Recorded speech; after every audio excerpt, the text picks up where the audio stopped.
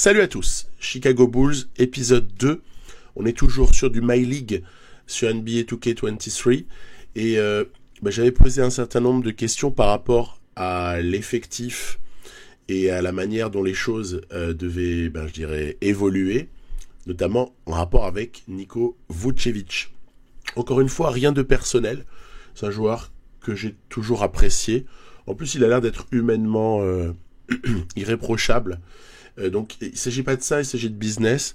Il s'agit juste d'essayer de voir quelle peut être une très bonne option pour se donner quelques années avec un pivot qui n'a pas 31, bientôt 32 ans, par exemple, et pour pouvoir plutôt donner un contrat à un joueur plus jeune et qui ait un profil un peu plus protecteur de cercle que Niko Vucevic, qui a ses qualités, notamment offensives, mais qui a aussi défensivement des petites choses quand même dont on peut douter.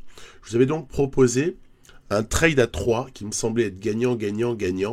Gagnant pour Vucevic qui va retrouver une équipe peut-être dans laquelle il a un rôle à jouer en troisième option offensive derrière LeBron James et Anthony Davis. Gagnant pour les Bulls parce que Miles Turner va apporter de la dissuasion, protection de l'anneau et donc de la défense intérieure globale à une équipe qui en manquait. Et gagnant également pour les Pacers, ça on va en discuter. Je vous avais aussi proposé une deuxième option qui était Bamba Isaac. Celle-ci, c'est vrai qu'il manque au moins un premier tour de draft. Il en manque au moins un pour que ça fonctionne. Et puis, quel sens aurait, même si c'est très séduisant, parce que récupérer Bamba à Isaac, c'est un peu, c'est l'arrivée du Père Noël quelques mois avant la date pour les Bulls, de récupérer un truc pareil. Quelle est l'opportunité ensuite pour le Magic? On peut se demander. Donc c'est pour ça que j'ai éliminé. Et puis sur vos conseils, en prenant un peu les avis divers, et en se rappelant que Bamba Isaac, c'est un peu trop beau pour être vrai, j'ai éliminé les pistes Carter, évidemment, Bamba. Et puis quand même Isaac, on le garde dans un coin de la tête, parce que si ça se trouve, on pourrait monter un trade plus tard, et il aurait un profil qui correspondrait totalement à nos besoins au poste 4 dans cette équipe des Bulls. Besoins qui vont être des besoins essentiellement défensifs, puisque l'essentiel de l'attaque peut déjà être porté par Ball et surtout DeRozan et Lavine, et voire même du coup Turner. Donc j'ai fait un tout petit peu évoluer le trade. Les Pacers vont récupérer un contrat délicat, Westbrook, mais pour un an. Donc c'est payé comment? C'est payé par un premier tour et un deuxième tour. Voilà, on se cotise entre Lakers et Bulls pour donner quelque chose. Il est logique que les Lakers payent un premier tour pour se débarrasser de 47 millions. Et moi, ça me semble relativement équilibré par rapport à ce qu'on peut voir parfois comme trade en NBA. Donc, il n'y a pas de choc particulier. Voilà, Miles Turner est donc un Bulls. Un Bull d'ailleurs du coup. Après il y avait un deuxième sujet. Le deuxième sujet c'était Kobe White. Kobe White, c'est quelqu'un qui a été drafté donc plutôt en jolie position en 2019. Il est expirant à l'été 2023. Le contrat est expirant. J'ai cherché des partenaires de trade parce que je ne compte pas lui donner les 20 millions auxquels il aspire. Ça me paraît inconcevable. Donc il y avait Raptors qui pouvaient être concernés. Il y avait les Suns. Et puis parallèlement à ça, il y a aussi les besoins de l'équipe. Je vous parlais tout à l'heure du poste 4. Moi, je pense avoir un vrai besoin dans cette équipe pour aider Williams au poste 4, voire même d'ailleurs du coup par intermittence sur un poste de 3&D également au poste 3. Il y a quelqu'un, moi j'ai entendu de vraies rumeurs autour de Jay Crowder. Après, est-ce que c'était du vent? Il se dit beaucoup de choses aux Suns de nos jours. Hein. Mais ce qui a fait pencher la balance pour aller chercher Jay Crowder, donc c'est pas son âge, parce que, mais là à la limite on peut avoir un gars qui est un peu plus âgé sur ce contexte-là. Je récupère un premier tour. White, c'est pas délirant en sortie de banc du côté des Suns. Surtout en fait, les Suns ils se sont tapés le petit Bridges ex-Charlotte dans la partie, là ils l'ont recruté pour un salaire relativement modeste. Oui, parce que Bridges a été laissé, on le sait très bien, par Charlotte suite aux problèmes personnels qu'il a connus. Et du coup, au niveau du poste 4, je les déshabille pas du tout en prenant Crowder. Voire même dans la logique de la partie, vu la signature de Bridges aux Suns, honnêtement, il n'y a pas grand-chose à redire. Crowder peut faire ses valises et peut aller renforcer une équipe ambitieuse à l'Est. En tout cas, ça paraît pas honteux. Nous, on récupère un asset dans l'histoire. Et pour le coup, peut-être que ça jouera un rôle déterminant par la suite, parce que sinon, au niveau des premiers tours, avec la règle Stepien, les Bulls, ils sont fort dépourvus. Donc, à suivre. Après, que se passe-t-il avec la rotation ? Peu de choses changent, si ce n'est que je vais délibérément sortir de la rotation le petit Derrick Jones pour le moment. Et puis, vous n'avez pas vu à l'écran non plus Javonte Green, parce que lui aussi, je l'ai sorti de la rotation. Il me paraissait pas très très opportun de le garder. Par contre, voilà, avec Crowder, on a quand même quelque chose de très solide, sachant que les extérieurs en sortie de banc, Caruso ainsi que Dosunmu, moi ça me paraît pas mal. Et puis on a même encore Goran Dragic, que j'ai honte de ne pas avoir mis dans la rotation, mais en même temps, peut-être que les choses peuvent un peu tourner en cours de saison. Donc voilà, on est avec les Bulls, manette en main. Je n'ai pas encore modifié le playbook. Je dis ça par rapport à la vidéo de la semaine dernière avec les Timberwolves, où là j'ai commencé déjà à travailler sur les systèmes.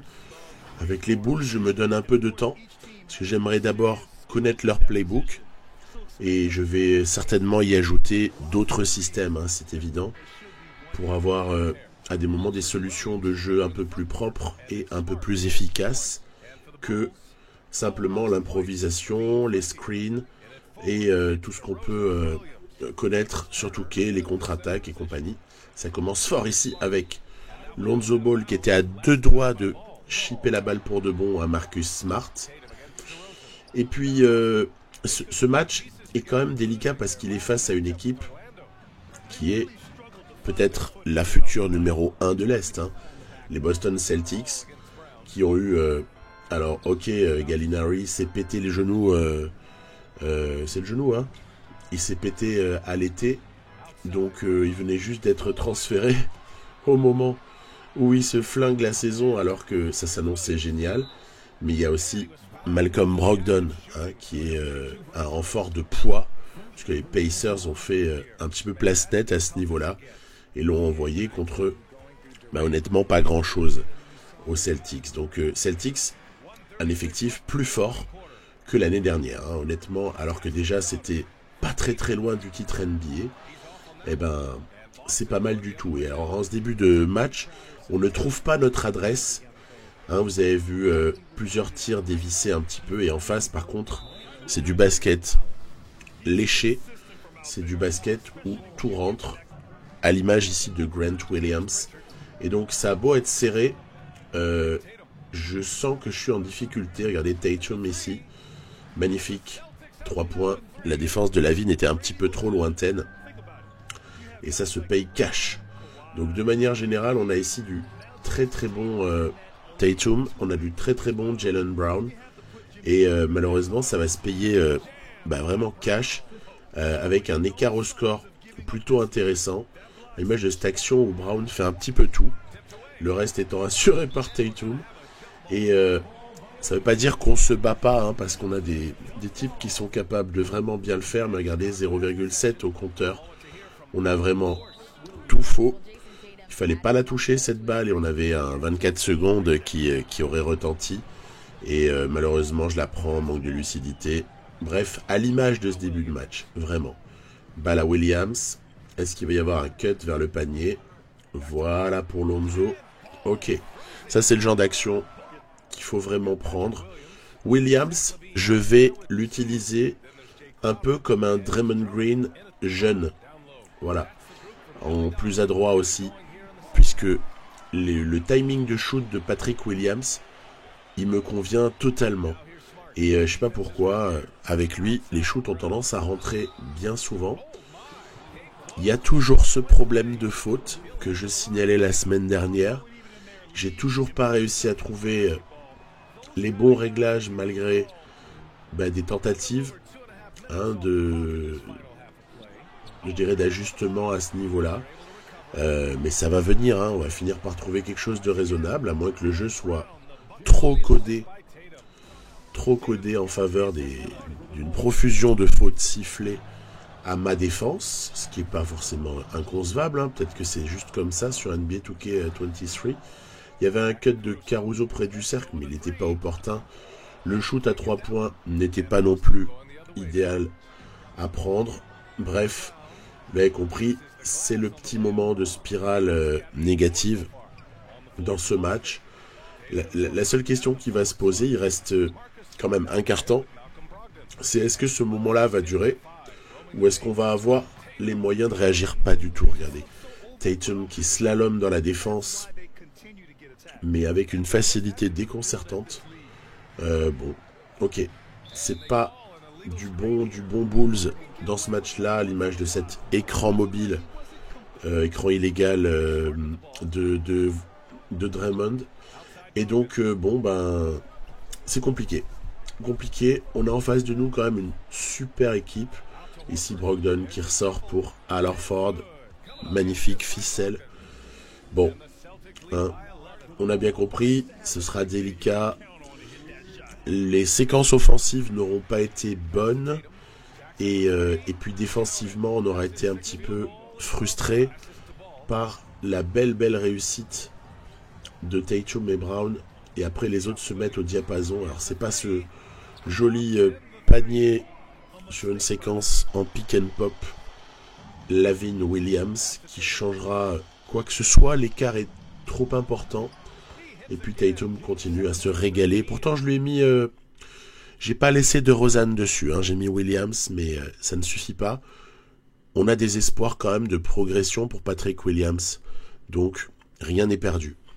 Au fil du temps, Patrick Williams peut prendre quelques petits points et notamment bosser sa défense, puisque c'est là-dessus qu'on travaille au niveau collectif et même au niveau individuel, puisque je l'ai mis un entraînement de polyvalence. Et puis il faut dire qu'on a été aussi particulièrement malheureux sur les shoots à 3 points, avec des scores assez désastreux. Pour le moment, les contributions du banc sont faibles, mais c'est parce qu'il faut que je m'habitue, je pense. Et en face, par contre, il y a 64 points pour le duo qu'on connaît. Ok, c'était donc un mauvais moment à passer. Et puis maintenant, regardez, Pacers qui s'annonce. Alors ça me donne l'occasion d'ouvrir une parenthèse. Je contrôle en fait les Pacers dans cette partie. Donc ça veut dire que à terme, je vais clairement m'en occuper même au niveau de l'effectif. J'ai déjà commencé finalement en acceptant ce trade où on a absorbé notamment contrat de Russ West avec Haliburton donc en tête de proue. Honnêtement, c'est un sacré drôle de joueur, ce Tyrese Haliburton. Belle pioche, je trouve, dans une reconstruction comme celle des Pacers. Ensuite, on a absorbé le contrat de Westbrook. Alors, je vois venir ce qu'on peut penser de l'extérieur. On peut se dire, qu'est-ce que c'est que cette idée? Westbrook va piquer du temps de jeu à certains joueurs et va empêcher, par exemple, de développer Mathurin. Non, parce qu'on peut essayer de jouer sur le poste. Et voilà, on a un diamant brut. A priori, c'est ce Benedict Mathurin qui a été pris en 6 à la draft 2022, donc l'été dernier. Et, et lui, c'est vrai que le polygone de potentiel, il est assez violent. Potentiel attaque, défense, rebond, waouh. On se dit, mais jusqu'où ça va monter en fait. Donc on verra bien. En tout cas, c'est sûr que ce gars-là doit avoir du temps. Et comme j'ai un peu une profusion de postes 1 et 2, Mathurin, on va le développer comme un ailier. Et de toute façon, il en a le... Il fait 6-7, hein, donc il en a le physique. Il semble en avoir aussi les qualités athlétiques. Donc ça me dérange absolument pas de faire de Benedict Mathurin un ailier. En tout cas, dans la manière dont il est utilisé, parce qu'il faut aussi penser à du temps de jeu pour Buddy Hield. Lequel d'ailleurs sera peut-être amené à être tradé. On verra. Mais en tout cas, s'il y a une opportunité, peut-être je la prendrai. Que dire de Chris Duarte? Plutôt bonne pioche la saison dernière, puisqu'il n'a pas été le pire de l'effectif des Pacers en 2021-2022. Après, est-ce que c'est formidable? Je sais pas. Un qui, par contre, a fini de décevoir, c'est Nesmith. On a presque déjà une idée sur son plafond en NBA. Pour Jalen Smith, en revanche, c'est pas mal. C'est un joueur qu'on sait, il est issu des Suns. À un moment donné, il a été sorti de l'effectif des Suns. Il sera en bataille avec Oshie Brissett. Lui aussi, à regarder. Il n'est pas inintéressant. Des joueurs à 75, 76 comme ça d'overall qu'on doit pouvoir comparer entre eux. Finalement, cette saison peut servir à ça. Voir lequel vaut le plus le coup.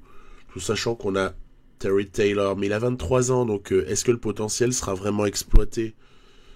C'est pas forcément dit. Poste 4, donc vraiment à définir entre ces hommes-là, voir à l'avenir quelqu'un d'autre. Asia Jackson. Avec le départ de Miles Turner, c'est lui qui se voit donner le plus de minutes. Et on a quand même Daniel Theis. Alors, lui, évidemment, il faisait partie de l'échange qui a amené Brogdon aux Celtics, mais Daniel Theis, on a presque du mal à concevoir comment il est dans une équipe qui joue à ce point-là le tanking. Bon, à la limite, Goga Bitadze, c'est logique, ils l'ont drafté, les Pacers, ils continuent à le développer. Va se poser la question de la reconduction du contrat. Donc il y a plein de petites questions qui sont pas tranchées, mais c'est vrai qu'à part Haliburton et le talent de Mathurin, honnêtement, c'est pas... Je pense que ma prononciation est à revoir pour ce joueur, mais j'écouterai attentivement les commentateurs NBA, ils n'hésiteront pas à me donner la bonne voix. Donc ce jeune drafté en 2022, on va appeler Bénédicte, ce sera plus facile. Vraiment à regarder. Et puis donc en dehors de Haliburton, peut-être une bonne surprise au poste 5 si Asia Jackson évolue bien. Mais ça reste tout de même assez pauvre.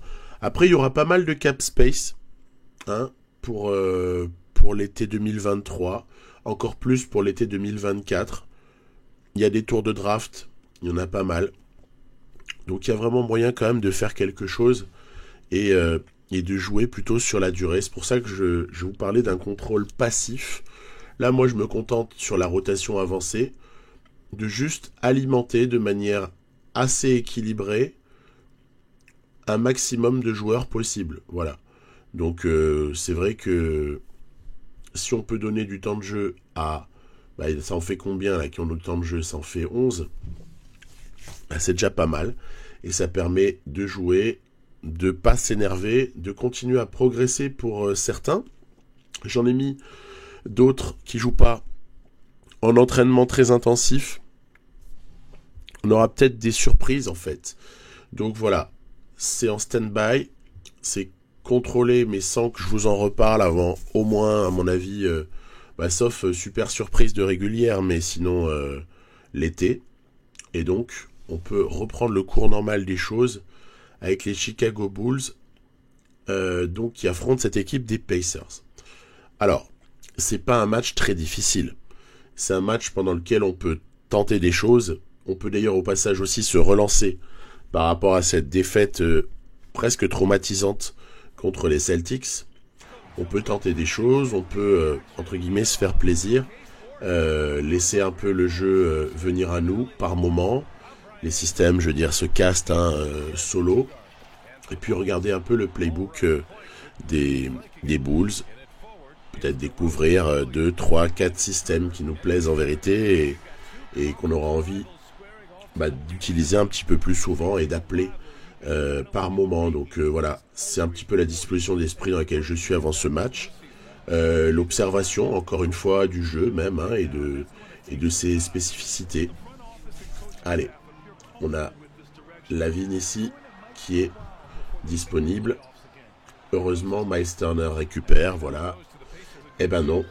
Donc début de match, allez, je vais pas vous mentir, c'est un peu gloubi-boulga, c'est pas génial. Ici on appelle un petit, ça ressemble beaucoup au Iverson là que j'utilise à Minnesota. Voilà, séquence pick and pop, ouais, mais sauf qu'elle est avortée. Ensuite, est-ce que Haliburton c'est fort? Oui, pas mal, ouais. Je lui ai mis Lonzo Ball sur le dos pourtant. Et honnêtement, il est très très fort le bougre. Il est très fort. C'est cool ça. C'est cool, ça veut dire qu'on aura des belles choses à faire.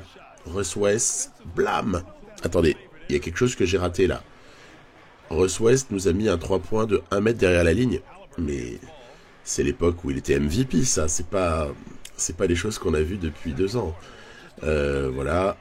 Crowder, pareil. En fait, on obtient des belles positions, mais ça rentre pas. Donc c'est un début de match qui donne pas tellement confiance, jusqu'au moment où Miles Turner commence à trouver l'ouverture. Vous voyez ce que Vucevic faisait à 3 points, Turner le fait tous les jours. Il y a peut-être juste sur le plan de l'attaque intérieure que Vucevic lui est par contre supérieur.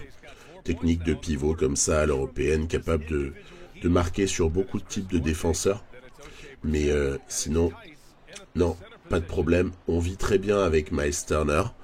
Et on a aussi des possibilités d'impro avec, ici, hop là, Williams, sur l'action à 2 avec DeMar DeRozan.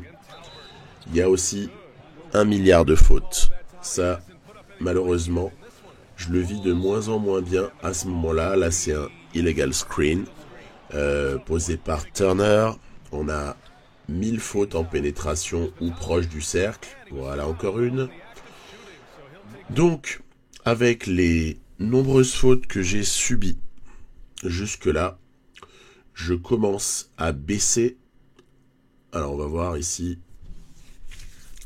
Je vous montre ce que j'ai fait, comme ça on peut comparer. Déjà, on va baisser la fréquence des illegal screens parce que ça commence à être gavant, ce truc-là. Et puis la fréquence des fautes sur tir aussi, je baisse de 80 à 75. J'avais déjà baissé, mais on dirait que ça sert à rien en vérité. Donc, je sais pas, peut-être que c'est pas du tout le bon endroit. Mais alors, dans ce cas-là, il va falloir me dire à quel endroit est le bon endroit. Quelle est la variable qu'il faut ajuster, parce qu'honnêtement, c'est un peu compliqué. Le match est très serré jusqu'à cette action de Zach LaVine qui va être, en 4e quart-temps, un déclencheur pour la suite. Voilà, ici, blessure d'Asia Jackson. On laisse la continuité du jeu. Pensez à aller mettre un panier facile. Non, il va falloir retravailler ici. Forcément, ils sont 4 en défense. Donc ça se sent... Allez. Pauvre Asia Jackson qui se blesse ici. Alors heureusement, ce sera juste un problème pulmonaire. Donc en fait, il s'est cogné à DeRozan et ça l'a impacté. 1 à 2 semaines, ça va. Il y a pire en termes de blessures. Mais voilà, donc ce match bascule sur pas grand-chose, parce que c'était un mauvais match en vérité. De ma part, de la part des Bulls, peut-être du mal à me motiver face à une équipe que je savais être assez faible au regard des Bulls, avec un pourcentage à 3 points calamiteux, disons-le. Calamiteux. Donc il faut arriver à trouver les timings de shoot, il faut... peut-être jouer d'une meilleure façon. Et c'est pas parce qu'on a chamboulé un peu cet effectif qu'il faut oublier de prioriser la balle à Lavine, des actions aussi pour DeMar DeRozan. Voilà, vous me suivez. Il faut continuer à jouer sur les points forts, en fait, de cette équipe. En face, voilà, une bien piètre feuille de stats du côté des Pacers. Et donc, s'annonce une autre équipe qui tank. C'est la course à Wembanyama généralisée sur toutes ces équipes-là. On pourra en rediscuter. Il y a d'autres équipes aussi qui font la course.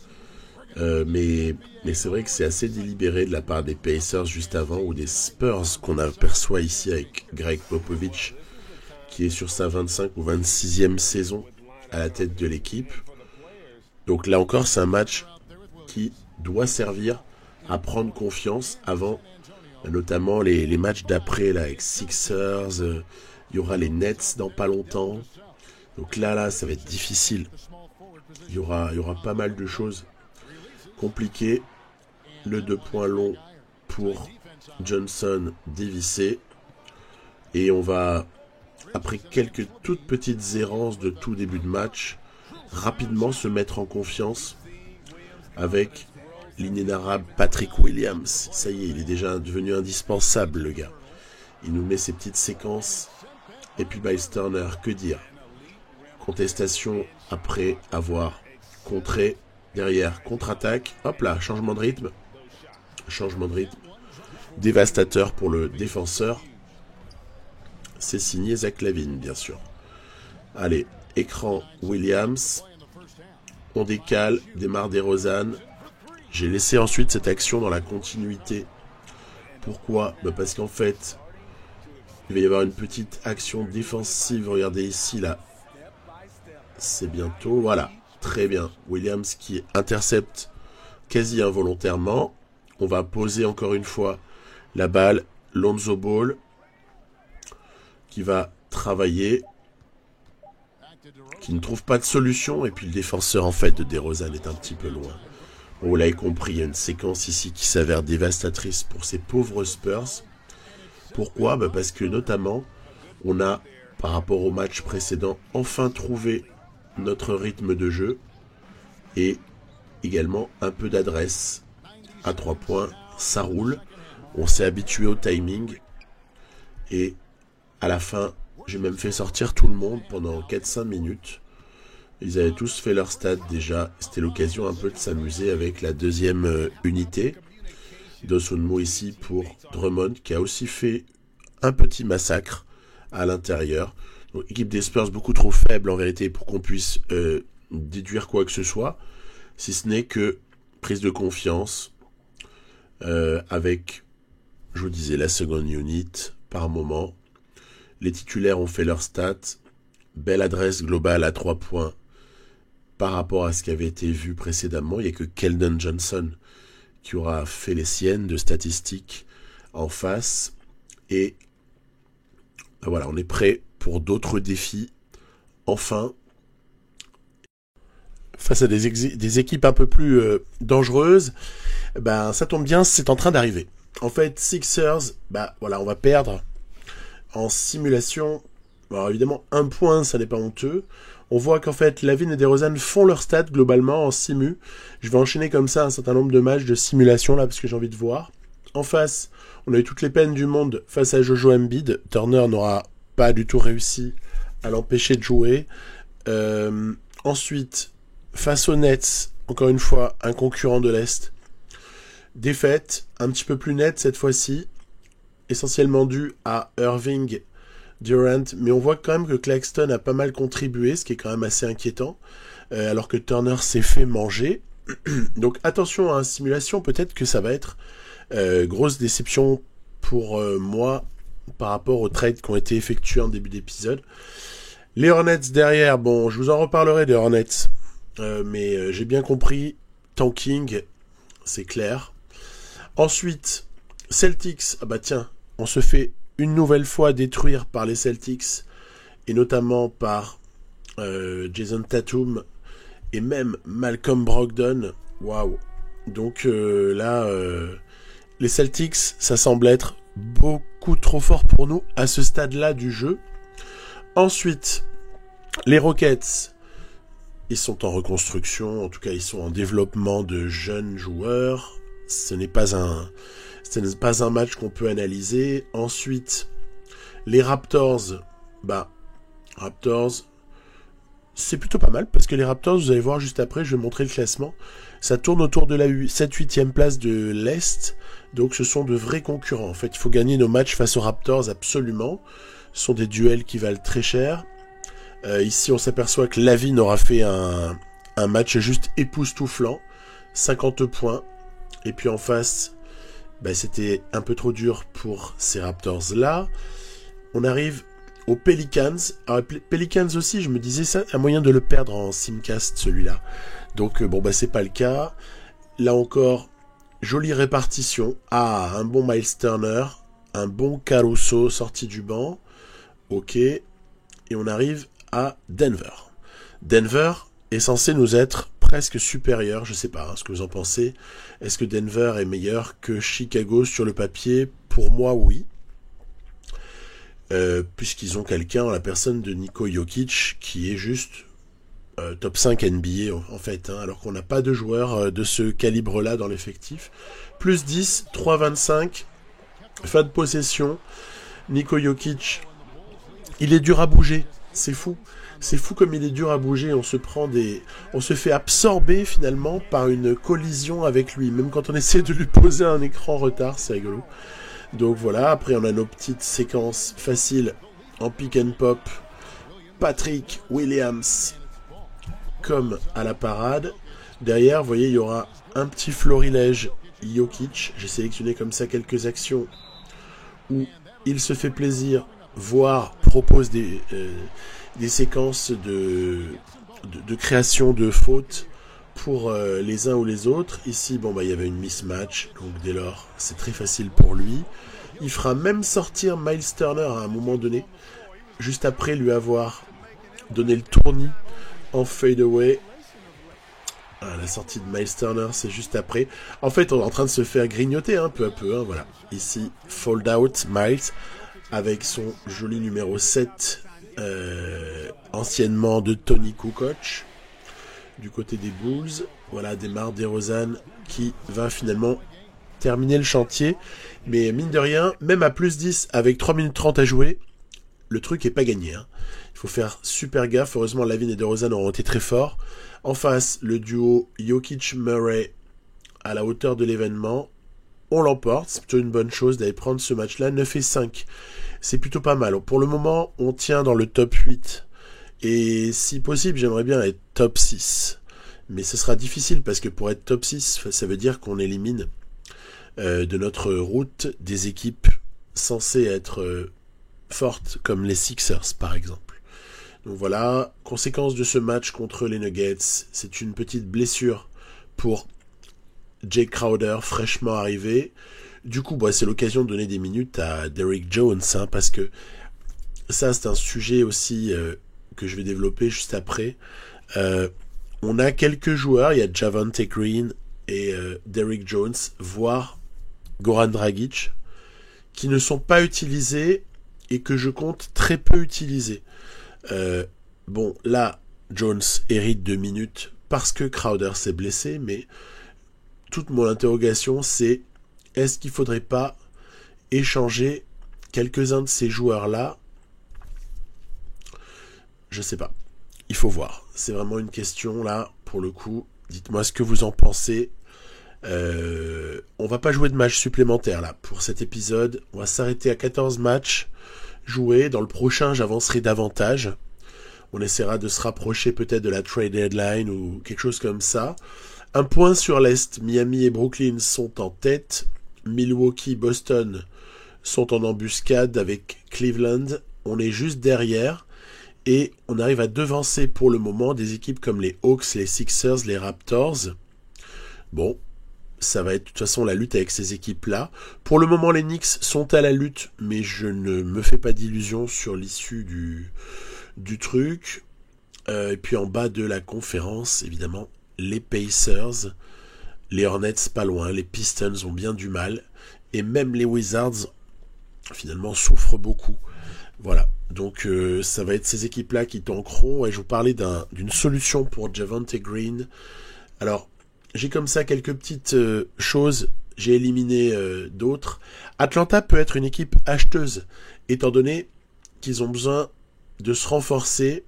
Et donc, ils peuvent lâcher comme ça quelques tours de draft. Ça tombe bien, nous, on aurait besoin de tours de draft si on voulait monter un trade pour acquérir un très bon joueur, par exemple au poste 4, voire 3-4, pour aider dans la rotation Williams, Crowder, DeRozan, voilà. Sachant que DeRozan peut éventuellement même jouer un tout petit peu en 2, si jamais j'ai une équipe assez grande autour, des gens sortis du banc. Donc voilà, je me questionnais. Alors c'est vrai qu'Aaron Holiday, va pas faire non plus des miracles du côté des Bulls en sortie de banc. Ce serait pas non plus le trade de l'année. Peut-être Jalen Johnson pourrait faire le taf, se développer en tout cas. Que faire de Dalen Terry aussi? Qui inclure? Voilà, bon ben, ce seront les questions des semaines à venir dans la partie. Parce qu'il faut arriver à peaufiner, je pense, cet effectif. Et puis la semaine prochaine, je vous proposerai la suite des Wolves. Ce sera donc l'épisode 3 avec les Timberwolves. Et ainsi de suite. On alterne. Bye bye.